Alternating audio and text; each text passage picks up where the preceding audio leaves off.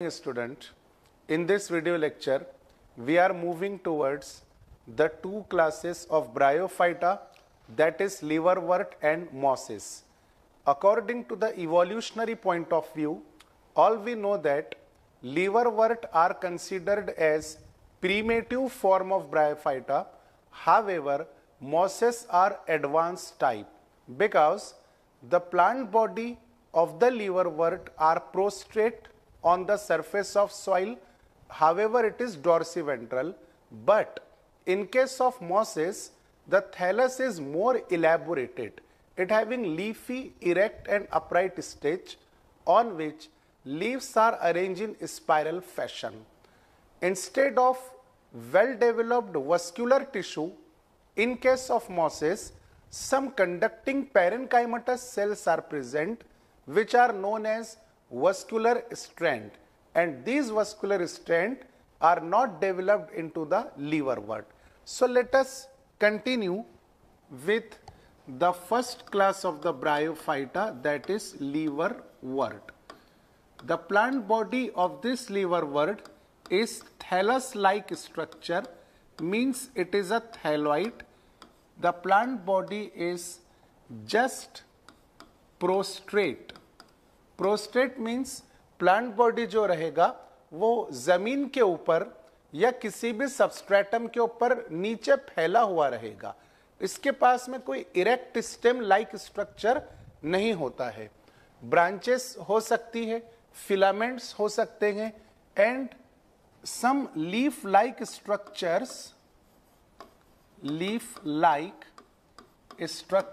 Are arrange on stem like structure. True root, true stem और true leaf तो नहीं होते हैं, लेकिन स्टेम की तरह एक बहुत ही बारीक एक्सिस होता है जिसे स्टेम लाइक स्ट्रक्चर कह सकते हैं. उस स्टेम लाइक स्ट्रक्चर के ऊपर लीफ का अरेंजमेंट होता है. So leaf like structure are arranged on stem like structure. तो यहां पर स्टेम लाइक होना चाहिए. Arranged on stem like structure in two rows. ये पॉइंट आपको ध्यान में रखना है कि लीव्स का अरेंजमेंट किस तरह से होता है. Two rows on the axis like structure. Let us consider this is axis and these leaves are arrange on two sides, two lateral side. So leaves are arranged in two rows if they are present. बहुत ही कम members में liverwort के stem like और leaf like structure होते हैं, लेकिन जिनमें हैं उनमें एक्सिस के ऊपर लीव्स दो रो में अरेंज होते हैं. ओके, तो this is all about. Next important characteristic is in case of liverwort unicellular rhizoids are present. All we know that these rhizoids are the root-like structure which are present on the lower surface of the thallus, that is on the ventral surface, and these rhizoids help the attachment of thallus with substratum and also absorb water and nutrients from the substratum. Okay, now next thing is about the reproduction in case of liverworts. So reproduction are of three types.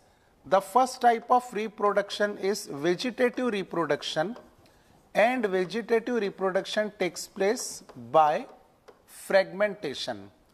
Fragmentation का मतलब हम सब लोग जानते हैं कि अगर कोई थैलस है, उस थैलस का एक छोटा सा पीस डिटैच होता है, उस पीस को फ्रेगमेंट कहेंगे. ये फ्रेगमेंट जर्मिनेट होने के बाद में नया थैलस फॉर्म कर देता है. तो रिप्रोडक्शन तो हो गया, लेकिन फ्रेगमेंट की वजह से हुआ, इसीलिए इस रिप्रोडक्शन को फ्रेगमेंटेशन कहते हैं. सेकंड इंपॉर्टेंट टाइप है एक रिप्रोडक्शन की जो कि यूनिक है लिवरवर्ट में, and that second type is asexual reproduction by the formation of Jimmy. ये आपको ध्यान में रखना है कि asexual reproduction through the jimmy is occur only in case of liverworts, not in case of the mosses. तो ये जिम्मी क्या होते हैं? थैलस के ऊपर, for example this is a thallus, इस थैलस के ऊपर कप शेप स्ट्रक्चर्स अटैच रहेंगे. इस कप के अंदर ग्रीन मल्टीसेल्यूलर बड्स प्रेजेंट होते हैं. This green multicellular buds are called as gemma, and this gemmae are present inside the cup like structure. So this cup like structure is known as jimmy cup. क्योंकि ये cup क्या करता है कि multicellular buds को अपने अंदर store करके रखता है. आपने देखा होगा कई मर्तबा हम लोग दावत में जाते हैं, इनविटेशन जब आता है तो रसगुल्ले या गुलाब जामुन का एक बाउल होता है, एक कटोरा होता है. सेम उसी तरह से यहाँ पे स्ट्रक्चर है. तो जो बाउल शेप स्ट्रक्चर है उसे नाम हम देंगे जिम्मी कप. और उसमें जो गुलाब जामुन है, मतलब जो मल्टीसेल्यूलर ग्रीन बड्स हैं, that buds are called as gemmae, and this gemmae are responsible for reproduction. होता यह है कि जब जिम्मी कप मैच्योर हो जाता है तो ये थैलस से डिटैच हो जाएगा. अब कब डिटैच हो जाएगा? तो गिर जाएगा. कब गिरेगा? तो उसमें से जिम्मी बाहर निकलेंगे, and each jimmy germinate and form the new thallus. That is reproduction occur. In this reproduction there is no role of male and female gamete, therefore it is asexual reproduction. So asexual reproduction takes place through the jimmy, it is called as jimma cup. And the best example for this is plagioclasma and markensia. Marchantia syllabus में है इसलिए मैं Marchantia का नाम लिख देता हूं. Marchantia की डायग्राम भी आप बुक में से अच्छी तरह से देख लेना है, आपको उसकी लेबलिंग्स याद कर लेना है. मार्केंशिया का मेल थैलस अलग होता है, फीमेल थैलस अलग होता है. यानी मेल थैलस के ऊपर एंथेरेडियोफोर रहेगा, उसको अच्छे से ऑब्जर्व करना है आपको कि शेप किस तरह से दिया गया. और दूसरा फीमेल थैलस रहेगा, उसके ऊपर सिर्फ आर्चिगोनियोफोर प्रेजेंट रहेगा. आर्चिगोनियोफोर का शेप भी आपको अच्छी तरह से ऑब्जर्व करना है. खासतौर से जो टॉपमोस्ट रीजन है उनमें डिफरेंस पता लगाना है कि अगर एग्जाम में डायग्राम दे देता है और डायग्राम में आपको पूछा है आइडेंटिफाई करने का कि एंथेरेडियोफोर कौन है, आर्चिगोनियोफोर कौन है, दोनों भी थैलस से इरेक्ट होते हैं लेकिन शेप में डिफरेंस है, वो बुक की डायग्राम में आप देख लीजिए तो आप आसानी से आंसर दे सकते हैं कि कौन एंथेरेडियोफोर और कौन आर्चिगोनियोफोर है. ठीक है, okay. So these are the two common type of reproduction.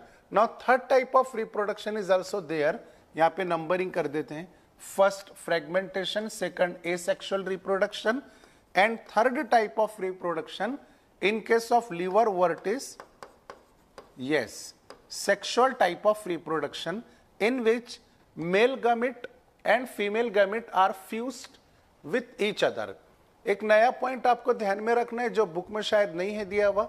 In bryophyta sexual reproduction is mostly oogamous type. oogamous किसे कहते हैं ये हमने अलगी में स्टडी किया. In case of oogamous type of sexual reproduction male gamete is small and motile, female gamete is larger and static, that is non motile. Male gamete को आना होता है फीमेल gamete के पास और फ्यूज होने के बाद में फिर वो जनरेट करेगा जाइगोट. यहां भी उसी तरह से सेक्सुअल रिप्रोडक्शन है. Male gamete is called as antherozoid which is biflagellated. This antherozoid is present inside the antheridium. At the time of maturity, the biflagellated antherozoid come out from the antheridium and through the water it swims and comes in contact with archegonium. Archegonium से अंदर जाएगा, egg cell मिलेगा antherozoid को, तो antherozoid उस egg cell से जाके fuse हो जाता है and both egg cell and antherozoid being haploid in nature but after fusion they will form a diploid cell. That diploid cell is called as zygote. Okay, now this diploid zygote undergo multiple time mitosis and produces a multicellular erect body. That multicellular erect body is called as sporophyte. मैं फिर से आपको एक मर्तबा revise कर देना चाहता हूं कि हैप्लॉइड सेल का मतलब होता है गमेटोफाइट और डिप्लॉइड सेल का मतलब होता है स्पोरोफाइट। यहां पर जाइगोट डिप्लॉइड है, मतलब जाइगोट स्पोरोफाइटिक जनरेशन का पहला सेल है। Okay, zygote is a first cell of sporophytic generation. फिर इस डिप्लॉइड जाइगोट से मल्टीसेल्यूलर बॉडी बनेगी। इस बॉडी में सबके सब सेल डिप्लॉइड हैं, इसलिए इस कंप्लीट बॉडी को नाम देंगे sporophyte. And that sporophyte looks like this structure. This sporophyte is differentiated into three parts.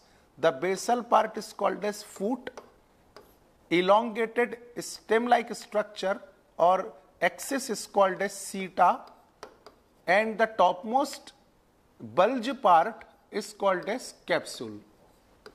So our sporophyte in the bryophyta is differentiated into three parts. All these three parts are made up of diploid sales. Okay, फिर capsule के अंदर भी diploid cell ही रहेंगे, लेकिन capsule में जो diploid sales हैं इन्हें स्पेशल नाम दिया गया स्पोर मदर सेल, यानी स्पोर को जन्म देने वाले सेल्स। और स्पोर मदर सेल अब मियोसिस परफॉर्म करते हैं। तो देखिए यहाँ पे जो वर्ड्स में यूज कर रहा हूं वो बहुत इंपॉर्टेंट है। एग्जाम में अगर डिफिकल्ट लेवल के क्वेश्चंस आए तो उसके लिए आपको क्रिस्टल क्लियर कंसेप्ट आपके यहां पे रखना है। मान लीजिए कि यहां पर व्हाइट मार्कर से, व्हाइट कलर से ड्रॉ करता हूं। मान लीजिए कि यह है आपका spore mother cell inside the capsule. This spore mother cell नाम आ गया, मतलब ये सेल मियोसिस परफॉर्म करने जा रहा है। After meiosis this spore mother cell produces 4 haploid sales.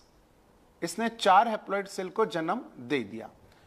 अब ये जो मियोसिस है, suppose this is spore mother cell after reduction division means meiosis, it will produces 4 haploid cells. तो देखिए स्पोर मदर सेल खुद डिप्लॉइड है, लेकिन मियोसिस के बाद 4 हैप्लॉइड सेल को जन्म देता है। तो मियोसिस जो है, देखिए बोर्ड पर आप ध्यान से, ये मियोसिस बाउंड्री है। इस बाउंड्री के पहले डिप्लॉइड सेल है, यानी स्पोरोफाइटिक जनरेशन है, और इस बाउंड्री के बाद में हैप्लॉइड सेल आ गया, मतलब गैमेटोफाइटिक जनरेशन आ गया। समझ रहे आप बात को? तो meiosis is a link between sporophytic generation as well as gametophytic generation. समझ रहे ना? Meiosis is a link between sporophytic generation and gametophytic generation. Meiosis के पहले डिप्लॉइड सेल स्पोरोफाइट का पार्ट है, और मियोसिस के बाद हैप्लॉइड सेल मतलब गैमेटोफाइट का पार्ट है। ये हो गया पॉइंट नंबर 1। पॉइंट नंबर 2, थोड़ा पीछे आइए आप इस सेक्सुअल रिप्रोडक्शन की तरफ। तो सेक्सुअल रिप्रोडक्शन में क्या होता है कि मेल गैमेट जो कि हैप्लॉइड है और फीमेल गैमेट ये भी हैप्लॉइड है, इन दोनों के फ्यूजन की वजह से जाइगोट तैयार हुआ। और आप जानते हैं कि जाइगोट हमेशा कौन से स्टेट में होता है? डिप्लॉइड स्टेट में। इस फ्यूजन वाले प्रोसेस को क्या कहेंगे? The process is called as fertilisation. Okay, तो देखिए फर्टिलाइजेशन फिर से एक बाउंड्री का काम करता है। फर्टिलाइजेशन के पहले कौन से सेल्स हैं और फर्टिलाइजेशन के बाद में कौन सा सेल प्रोड्यूस हुआ।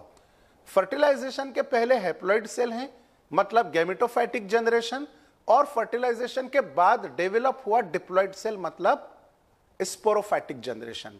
तो वर्ड में ध्यान रखिए, जब मैंने पहले आपको मियोसिस कहा तो सेंटेंस क्या है कि meiosis is a link between sporophytic generation to gametophytic generation. Diploid को हैप्लॉइड में कन्वर्ट किया, स्पोरोफाइट को गैमेटोफाइट में कन्वर्ट किया मियोसिस ने। ओके, लेकिन फर्टिलाइजेशन इसका अपोजिट है। फर्टिलाइजेशन कौन सी जनरेशन को कौन सी जनरेशन में कन्वर्ट कर रहा है?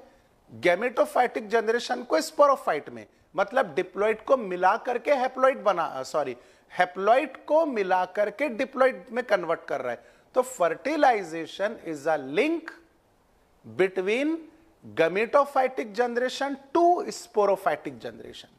ओके, ये की पॉइंट्स है, आपको याद रखने से आपके कंसेप्ट क्लियर हो गए। अब ये जो कैप्सूल है जिसमें मियोसिस हो चुका है, this capsule now get matured and after mature capsule get detach, all the spores get disperse out. Spore disperse हो गए यानी स्पोर बाहर निकल के मॉइस्ट और शेडी प्लेसेस पे जाकर बैठ जाएंगे।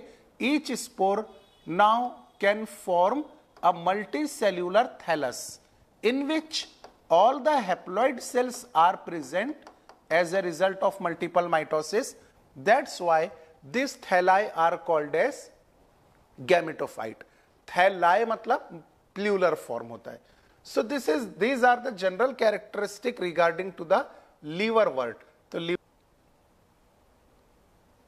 क्या होता है कि लिवरवर्ट सिर्फ प्रोस्टेट है, इसके ऊपर इरेक्ट पोस्चर्स नहीं है। स्टेम लाइक स्ट्रक्चर के ऊपर लीफ लाइक स्ट्रक्चर 2 रोज में अरेंज रहेंगे। Rhizoids are unicellular and reproduction are of 3 type, but the most important आपको याद रखना है reproduction by gemmae, which is only present in the liverwort. Okay, next class of the Bryophyta, the mosses, higher form of the Bryophyta. Okay, so in case of mosses, rhizoids are present, but these rhizoids are multicellular and branched. लीवरवर्ट में rhizoid कैसे थे? Unicellular. लेकिन mosses में rhizoid किस तरह हो गए? Multicellular and branched. Second thing, thallus is differentiated into 2 stages.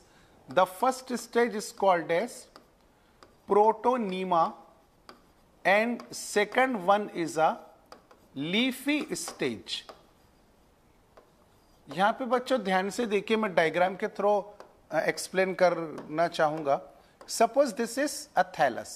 Okay, इस थैलस में कुछ ब्रांचेस भी शो करना जरूरी है।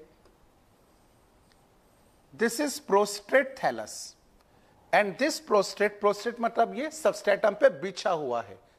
Okay, so this thallus of the mosses is called as primary thallus. It is a primary thallus और also called as primary protonema. Primary protonema की जो ब्रांचेस होती हैं, these branches are called as secondary protonema. Thallus धीरे धीरे mature होते जा रहा है, ब्रांचेस इसकी फैल रही है। ब्रांचेस मतलब सेकेंडरी प्रोटोनीमा, और जो मेन बॉडी है, इस मेन बॉडी को क्या नाम दिया हमने? Primary protonema. ब्रांचेस को नाम दिया सेकेंडरी प्रोटोनीमा। अभी सेकेंडरी प्रोटोनीमा यानी ब्रांच के साइड में एक बड डेवलप होगा जिसे आप लेटरल बड कहेंगे, और इस लेटरल बड से ऊपर की तरफ एक ब्रांच ग्रो होगी इरेक्ट डायरेक्शन में। मतलब नीचे थैलस बिछा हुआ है, प्राइमरी प्रोटोनीमा मेन बॉडी है, ब्रांचेस को नाम दिया सेकेंडरी प्रोटोनीमा। सेकेंडरी प्रोटोनीमा के लेटरल साइड में बड डेवलप हुआ, अब उस बड से ऊपर एक ब्रांच डेवलप होगी। दिस इज अपराइट, मतलब ऊपर की तरफ। आप इसे इरेक्ट भी कह सकते हैं, स्लेंडर यानी बहुत ही ज्यादा कमजोर। So this upright, erect and cylindrical branch is called as leafy shoot. This branch is called as leafy shoot, and on this leafy shoot leaves like structures are arranged in a spiral fashion. देखिए फिर से repeat करता हूं, बहुत important है। on the axis like structure on the leafy shoot, leaves like structure are arranged in a spiral fashion. लीवरवर्ट में leaf कैसे arrange थे? इन 2 रोज। और leafy shoot in mosses leaves are arrange in spiral mode. जब हम pteridophyta पर जाएंगे तब हम देखेंगे कि जो कोन होता है, मेल कोन या फीमेल कोन, उसके ऊपर भी लीव्स स्पाइरल फैशन में अरेंज होते हैं। मतलब मॉसेस से शुरुआत हो गई स्पाइरल अरेंजमेंट ऑफ लीव्स की, जो कंटिन्यू होगी टेरिडोफाइटा में और जिम्नोस्पर्म में भी।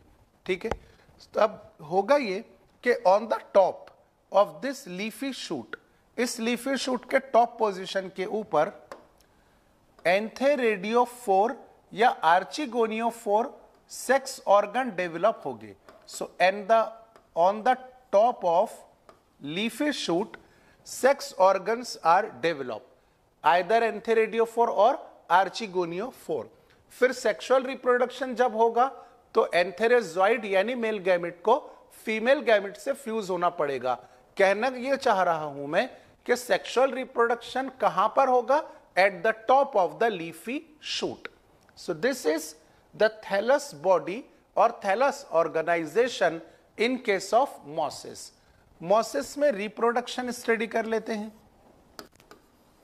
Reproduction in mosses are taking place by fragmentation,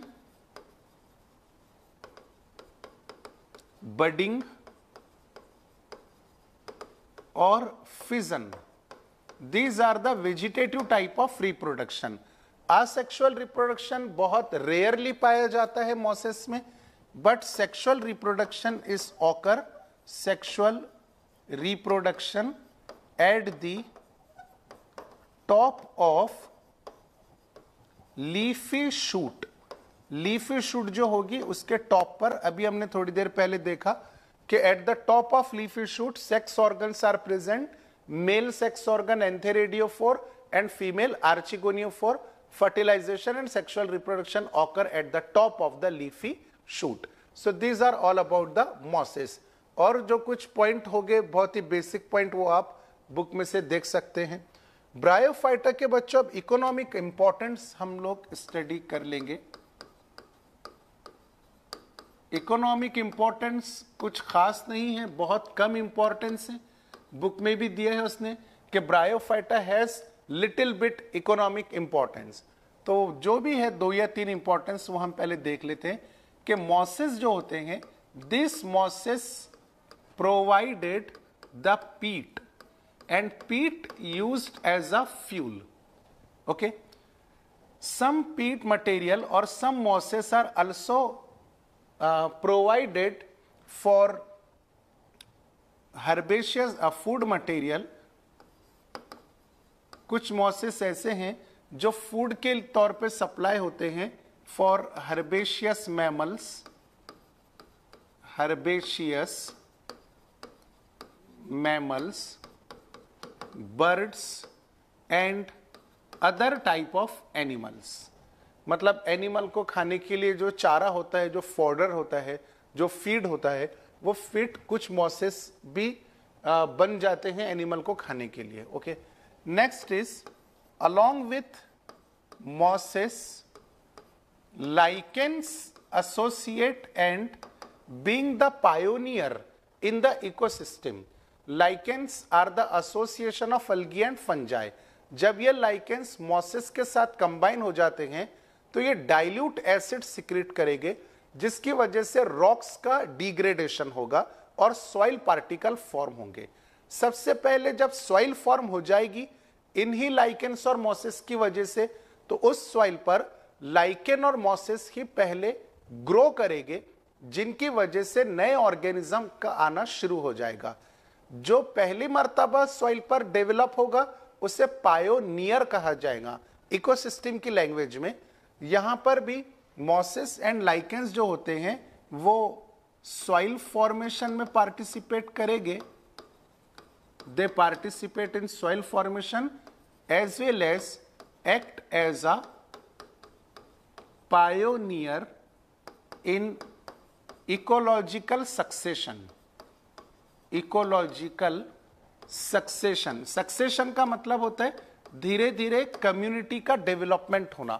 जैसा कि पहले मॉसेस लाइकेंस का डेवलपमेंट होगा, फिर कुछ हर्बेशियस प्लांट डेवलप होंगे, फिर कुछ श्रब ग्रो कर जाएंगे और फिर ट्रीज ग्रो कर जाएंगे। इस तरह से सक्सेसिवली इकोसिस्टम के डेवलपमेंट होने को इकोलॉजिकल सक्सेशन कहा जाता है। ओके, तो सम मॉसेस लाइक स्फेग्नम, स्फेग्नम का एग्जांपल याद रखिएगा, ये इंपॉर्टेंट है। It provide water holding capacity. स्फेग्नम का जो रोल होता है वो होता है वाटर होल्डिंग कैपेसिटी, मतलब ये वाटर को पास नहीं होने देता है। इसलिए पुराने जमाने में क्या करते थे कि अगर कोई मटेरियल एक जगह से दूसरी जगह शिप में ट्रांसफर किया जाता था, तो जो बॉक्स होता था जिसके अंदर इंपॉर्टेंट मटेरियल है, उस बॉक्स के ऊपर स्फेग्नम बिछा दिया करते थे, ताकि पानी वाटर जो है वो बॉक्स के अंदर ना जा पाए और हमारा जो इंपॉर्टेंट सामान है वो खराब ना हो पाए। So this sphagnum act as a water holding substances. It is used for transshipment of material, transshipment of material. Okay, so these are some of the economic importance of the bryophyte. फिर एक और point इसमें है कि bryophyta का जो mosses होता है या जो थैलस स्ट्रक्चर होता है वो स्प्रेड होता है जमीन के ऊपर, क्योंकि प्रोस्टेट थैलस है। तो this thallus form a thick mat like structure. It will form thick mat. Mat मतलब नीचे बिछाने की जो चटाई होती है हमारी, उसे मैट कहते हैं। तो जमीन के ऊपर थिक मैट बिछ जाता है ब्रायोफाइटा का। इसका फायदा क्या होगा कि जब हैवी रेन आती है तो हैवी रेन ब्रायोफाइटा पर पड़ेगी, डायरेक्टली मिट्टी पर नहीं जाएगी, तो सॉइल इरोजन प्रिवेंट हो जाएगा। मतलब मिट्टी बहेगी नहीं आपकी, क्योंकि उसके ऊपर ब्रायोफाइटा ने सॉइल को, मिट्टी को प्रोटेक्शन दिया हैवी रेनफॉल से। ओके, तो ये याद रखिएगा, खासतौर से स्फेग्नम का एप्लीकेशन कि स्फेग्नम having water holding capacity use for transshipment of the material. अब ये ब्रायोफाइटा यहाँ पे कंप्लीट होने के बाद